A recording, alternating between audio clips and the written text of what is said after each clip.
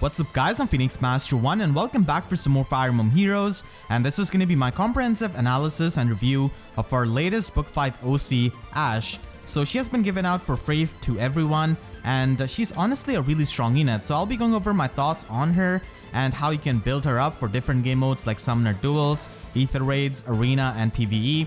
And I also have a lot of footage which I can show you of how you can use her to the best of your abilities by mixing a lot of playstyles. So I hope you all enjoy that kind of comprehensive look at Ash. And if you're new here and if you do end up enjoying this kind of video, then make sure to leave a like and subscribe. And with that said, let us begin.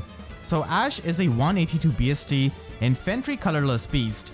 This makes her a really unique beast unit because usually we don't really get beast units that often as free units, and that too a colorless beast. So she definitely has that novelty factor, but even outside of that, she's an incredibly strong unit, mainly because of her weapon and her Slotsy skill.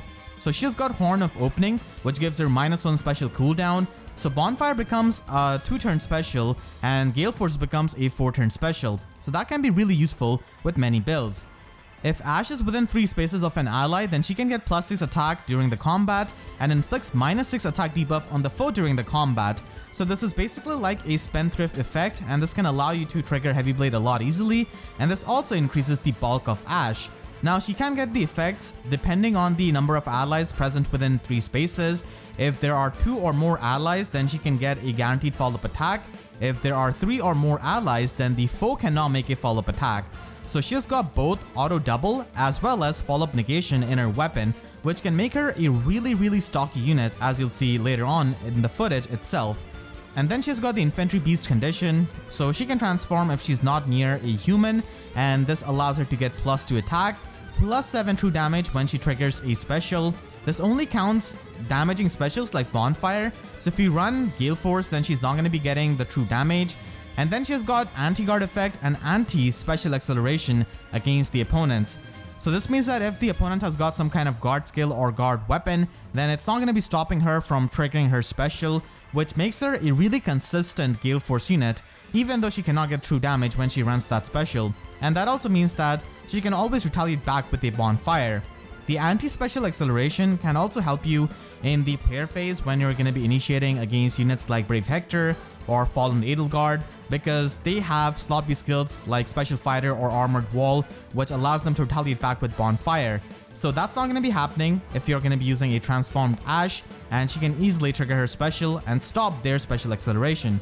So her weapon is a complete package and honestly helps her so much, and frees up her slot B skill and Sacred Seal from running quicker posts or anything like that. So she's quite versatile.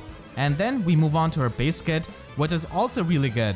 She's got attack defense unity, which is going to be working in both phases. So that is great because Ash as a unit is a mixed phase unit at the end of the day, and managing the attack and defense debuffs is going to be helping her tremendously. Lull attack defense is also really good for improving her combat, and there are not too many slot B skills that she would want to run, but this can definitely be an option. She also has Opening Retainer, which is going to be an exclusive skill to her, and this is what makes Ash into an incredibly strong unit. So if you have seen Summer Tana's Weapon Refine, this is basically that, but as a skill on Ash. And that is incredible because Summer Tana is quite frail. She's not going to be as bulky as Ash. So Ash has got that kind of bulk, and then she can provide you with the teleportation utility. As you'll see in the footage, this kind of teleportation utility is just really insane and can be used as a support in many scenarios where no other unit in FEH is really going to be providing you with this kind of support. This also has Joint Drive attack built into it, so she can further boost her attack and also her allies' attacks, which makes her a really strong support unit. So Ash is basically like a hybrid unit who is really good in combat because of her weapon and her stat spread, but she can also provide you that support with Opening Retainer. Now of course, because she's so slow, with this kind of weapon and her speed stat, she does get shut down by null follow-up, but still she's going to be bulky enough to still survive many doubles of the opponents. Her stat spread is really good. She has got base 39 attack, which has got super boon in it, and then she has got speed, which is not really all that high, and to be honest, with this kind of weapon that provides her auto follow-up, she doesn't need the highest amount of speed. Her defense is base 41 with a super boon, and her resistance is also not that bad. So Ash has got some really good mixed bulk, and that just allows her to take hits from both spectrums. Ashe is not a regular unit, she is a light mythic unit who can open up the 6th slot, so she's kind of similar to Dagger and Uller in that regard, but in terms of utility, I would say that she's much ahead of any of those light mythics that can open up the 6th slot. And everyone can get a free Ashe by beating chapter 1 of book 5, and I would highly suggest you to not fodder her off for her attack defense unity and lull attack defense. The reason being is that this fodder can be obtained on other units as well. It's not the most rare fodder, and also the fact that if you fodder off Ashe, then later down the line we're probably going to be having quests which are tied to the OC of the book. So if you fodder her and if you do not have a single copy of her, then you're going to be missing out on some rewards as well as some orbs as well. So it's in the best interest of most people to at least keep one copy of her. She's really useful as a light mythic and in general for support. And if you follow free-to-play guides, then keeping the neutral copy is going to be really helpful because I'm going to be using her all the time in my free-to-play guides because she is just really insane. So Ashe just provides you with a lot of value in any kind of content in all of the game modes. And as you'll see in a moment, she can open up a lot of strategies and many different plays. So the newest game mode that we have got, Summoner Duels, as you all know, I did participate in a tournament. I did place second in that and I used Ashe for my main team. Now the reason why Ashe is so good in Summoner Duels is because of the fact that you can extend your threat range right from the first turn, and combined with Earth Rendering Captain skill, this can help you pressurize the opponent really heavily. So here for example, I was just having this practice match with my friend Alfred, and as you can see, E3 is really pressuring my team, and because of that teleportation she can just move to the front line and then get danced by Azura, because Azura's range is just ridiculous as you can see here. Mobility is really important in Summoner Duels, and especially when you have limited turns and some wacky maps which have forest tiles, trenches and stuff like that. The teleportation can be insane because here as you can see, my Gunther can teleport past the tree tile to just snipe my opponent's Ashe. And this is a tournament game which I had, so this mattered a lot because I had to kill their Ashe, otherwise they would just, continue with their aggression. And Ashe is also a very bulky frontliner. She's got amazing bulk, and because she's colorless, she doesn't have the weapon strangle disadvantage. Raven Tomes are not going to be the most common weapon, so this allows you to just discourage. And as you can see here, I'm facing an AoE, Life and Death Yuri, and he cannot kill Ashe. Even this Fallen Edelgard and Nino cannot really kill Ashe, and that's why she can be a really good type of unit for the frontliner, because she's going to be enabling the teleportation of the units in the back line so you can pressure at the same time, and then she's not going to be dying that easily on the front line. So the opponent might have to waste 2 actions just to kill Ashe, and that can be really costly because they'll have to commit to attacking Ashe. Being a frontliner is even better for Ashe because there's a mechanic called range 1 bonus in Summoner Duels where a melee unit who's going to be getting attacked by a ranged opponent is going to be able to get +7 defense and resistance during the combat, and this can also apply to the AoE special. So that's why I faced a lot of Yuris in that tournament, but none of them were able to kill my Ashe, so my team was safe even though Yuri is a really oppressive unit. Now, anti-gravity is also really good with the teleportation because Veld and Loki are pretty common unit at times, at least in the tournament that I was in. Veld and Loki were used, and as you can see here, I'm facing an opponent who uses both of them. So here, the gravity can be super annoying to stop your aggression, and the teleportation just solves that issue. Ashe is a light mythic unit, so she's primarily going to be used in Aether 8's offense as a 6th slot unit, and there she is just insane for aggressive plays again. As you can see here, this legendary Edelgard is able to hit and run despite her armor mobility, all thanks to the teleportation. You can also destroy some problematic structures, and in general with Yuri, just the aggressive plays that you have are just insane. The hit and run plays are also going to be really helpful with Ashe because you can just use the safety fence and hit and run, and especially with strong units like Brave Erika and a lot of the Kanto units, you can just safely do that and take out at least one unit of the enemy and just alleviate some of the pressure of your team. She can also enable a lot of aggressive Gale Force plays because you can just teleport past these structures and the walls.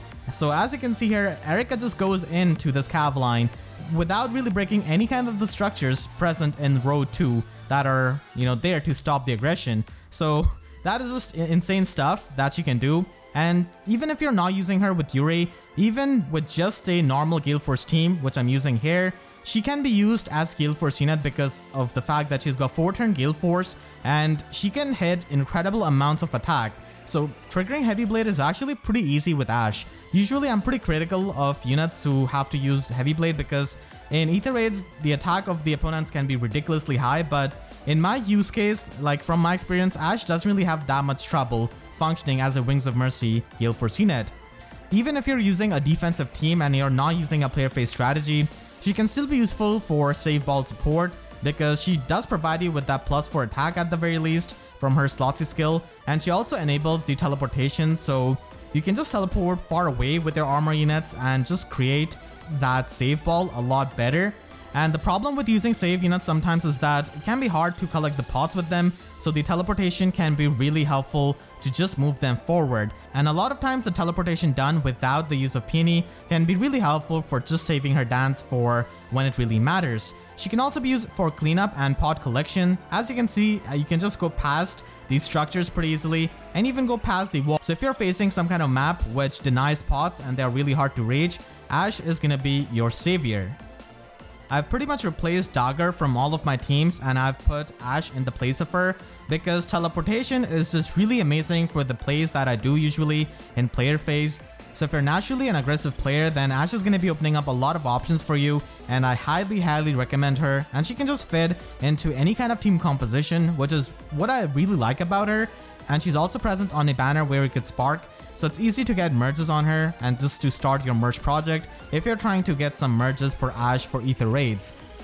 We did get Regan last year who had Kanto and also is a offensive powerhouse, but I really like the fact that we got Ashe this year who provides you with the support and the teleportation, which can make a lot of situations really amazing and just open up so many options for you to proceed against a certain map or a certain enemy. Ashe's base kit is already pretty good, so there's really not much you have to do. You can just run attack defense form Secret Seal on her, and reposition is going to be a fantastic option. Drawback could also be run, and you can also run Steady Bread Sacred Seal so that she can retaliate back with a bonfire in the enemy phase. Now keep in mind that she does get the true damage on her specials if she's transformed, and that can just increase her one-shot potential.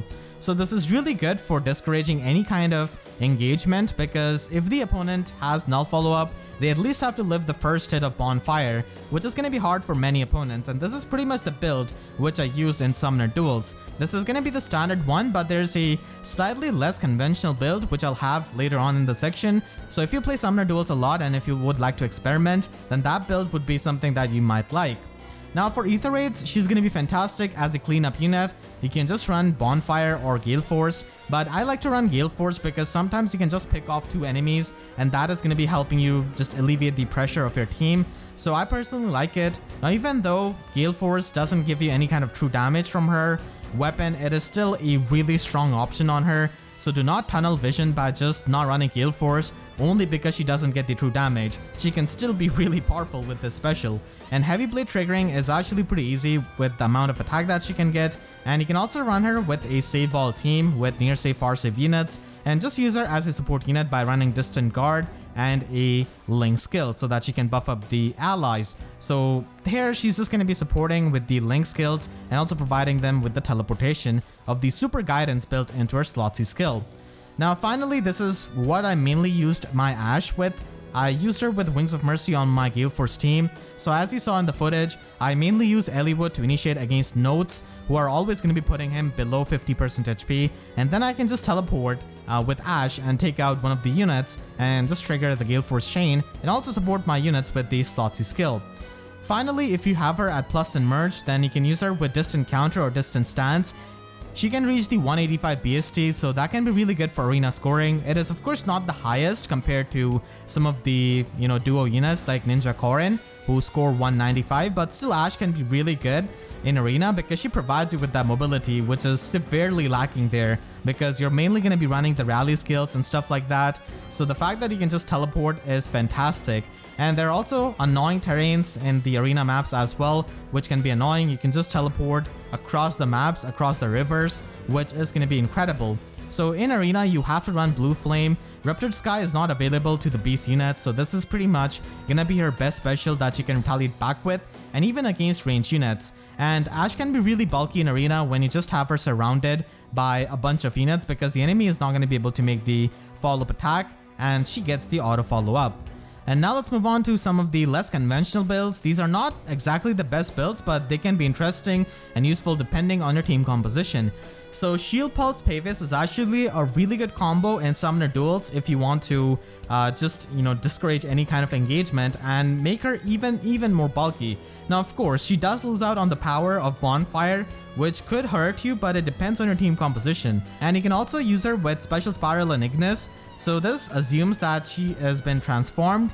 So she's going to be having the anti-guard effect, which means that once Special Spiral is active, it will be putting Ignis as a one-turn special. So she can immediately retaliate back with that special and not really care about any kind of guard effect and do a ton of damage with her high defense and the true damage that she can get. And you can just stack up even more attack and defense with a Sacred Seal. So again, not the most conventional sets, but I've seen these work. So that's why I'm just mentioning here. These are going to be a bit out of the box, but still I thought I might as well cover these kinds of builds for her. So hope you all enjoyed this video. If you did, then make sure to share this video with your friends. And if you enjoyed, then make sure to leave a like and a comment, helps me tremendously. And if you really enjoyed, you could always support me directly by using Super Thanks or by becoming a YouTube member. And for more free-to-play analysis videos, make sure to subscribe and hit the notification bell, because YouTube sub boxes are about as functional as gravity against allies of Ash. So that's it, I'll see you guys next time. Thank you so much for watching and have a great day.